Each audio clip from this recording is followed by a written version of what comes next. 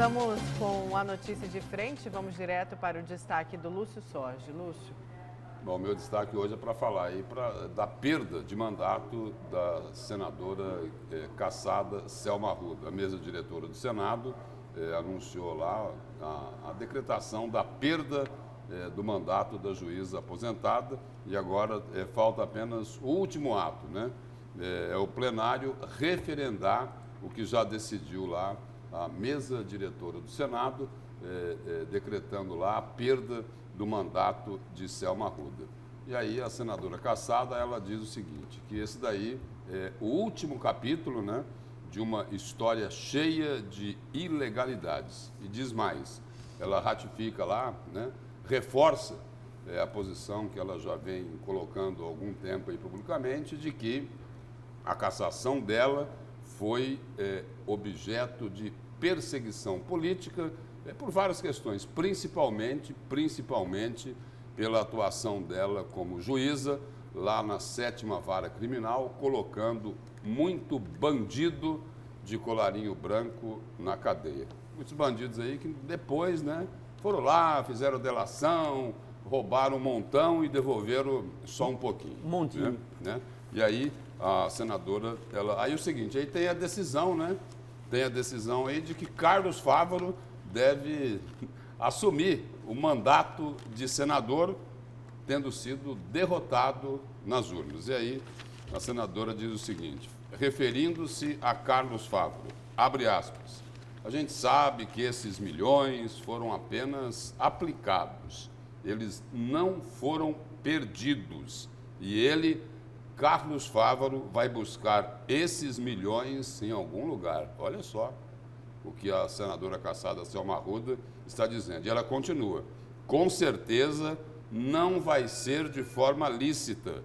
Digo isso e repito, o advogado dele não é um advogado barato. Aliás, a atuação lá do José Eduardo, me ajuda aí? Cardoso. José Eduardo Cardoso, ex-ministro de Dilma Rousseff, um brilhante advogado. O trabalho dele custou milhões e milhões de reais. É isso?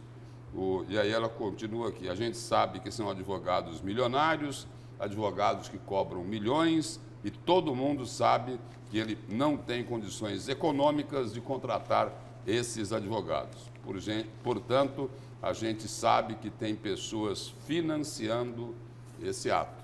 É a declaração da senadora Selma Arruda. E aí, ela reforçou essa posição dela numa nota que ela distribuiu à imprensa, depois que foi feito o anúncio lá da decisão da mesa diretora do Senado, que decretou lá a perda do mandato dela. E aí, a nota que ela distribuiu aqui foi a seguinte.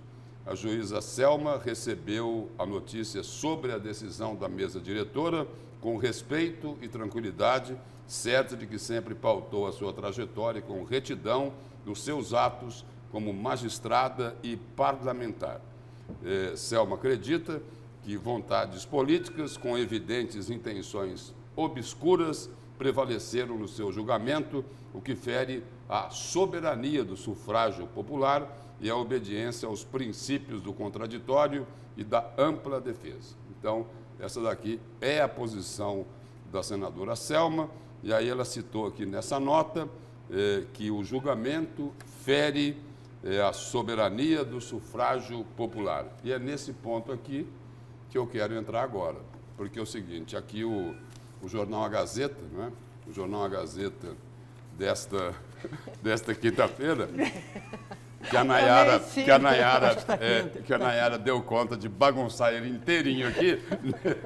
Não, já me organizei aqui. O que eu quero destacar sobre essa questão aí do sufrágio popular é que, olha aqui, Fávaro corre atrás de diploma para posse. Muito bem. Em 2018, Carlos Fávaro, apesar de ter gastado bastante, né, segundo aí os adversários, falou, olha, ele gastou muito mais do que declarou. Tudo bem, mas não foi comprovado nada disso, né? Comprovaram lá em relação à senadora. Em 2018, ele perdeu a eleição, ele foi o terceiro colocado, só se elegiam 2 senadores, foram eleitos Jaime Campos e Selma Arruda. Carlos Fávaro perdeu a eleição. Portanto, como derrotado, ele não é diplomado. E agora? O candidato que foi derrotado vai ser diplomado pela Justiça Eleitoral? Aí o seguinte, o jornal A Gazeta diz, olha, o Tribunal Regional Eleitoral analisa nesta quinta-feira o pedido de expedição de diploma para o ex-vice-governador Carlos Fávaro assumir a vaga deixada pela ex-juíza Selma Arruda. E aí, complementando aqui, Fávaro ingressou com o pedido ainda nesta quarta-feira, depois que a comissão lá do Senado, da mesa diretora, decretou a perda do mandato de Selma Arruda. E aí, o Tribunal Regional Eleitoral vai conceder o diploma a Carlos Fávaro? A Carlos Fávaro que perdeu a eleição? Como isso é possível? Como isso é possível?